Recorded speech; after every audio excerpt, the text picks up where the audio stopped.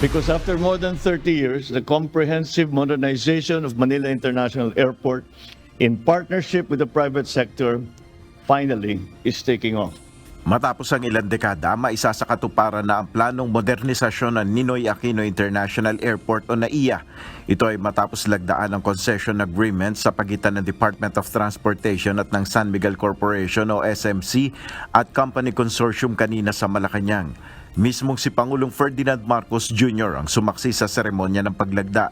Sa ilalim ng kasunduan, isasagawa ang rehabilitasyon at modernisasyon ng NAIA.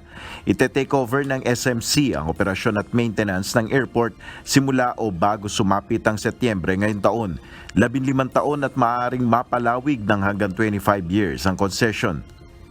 Ayon kay Pangulong Marcos, napapanahon na upang solusyonan ang mga problemang nararanasan ng mga pasahero sa NAIA. Kabilang na dito ang mga aberya at kakulangan ng pasilidad. I think that all of us have said to one another, bakit yung Hong Kong, ang ganda-ganda, yung Singapore, ang ganda-ganda, tapos uuwi ka ng Pilipinas, napakasakit ng ulo. Kaya mabuti na, kailangan na natin ayusin ito. Ayon sa President at CEO ng SMC na si Ramon Ang, sa loob lamang ng ilang buwan ay susolusyonan agad nila ang ilang problema na kasalukuyang nararanasan sa mga terminal. Kabilang na ang issue sa kalinisan, partikular na ang pagkakaroon ng surot o bed bugs at iba pang peste. Oo. 6 months from the time we take over. Ubus lahat ang problemang yan. Alam ko yung problema pero hindi ko lang sasabihin sa public sa inyo rito kung ano. Bahagi rin ng plano upang maging mabilis ang biyahe ng mga pasahero at turista ang pagtatayo ng kalsada sa Skyway na kokonekta sa NAIA Expressway diretso na sa Terminal 3 sa susunod na taon. Itatayo ang bagong airport terminal na nagkakahalaga ng nasa 170 billion pesos sa loob ng 3 taon. Pag natapos yung bagong passenger terminal na itatayo natin na 35 million new passenger terminal with 50 boarding gauge, madidecongest na rin yung Terminal 1, 2, 3.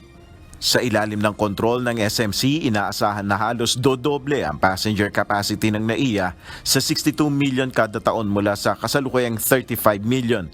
Mula sa 40 take-offs ay target itong maging 48 take-offs per hour. Nangako ang DOTR na babantayang mabuti ang performance ng private concessionaire.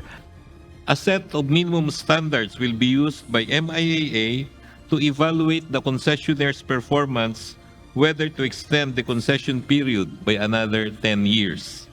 Ayon kay DOTR Secretary Jaime Bautista, isusunod na nilang maisaayos o gawing moderno ang iba pang airport sa bansa tulad ng Bohol Panglao International Airport. Nel Maribuhok, UNTV News and Rescue, Diyos ang aming sandigan, serbisyo publiko ang aming pinahalagahan.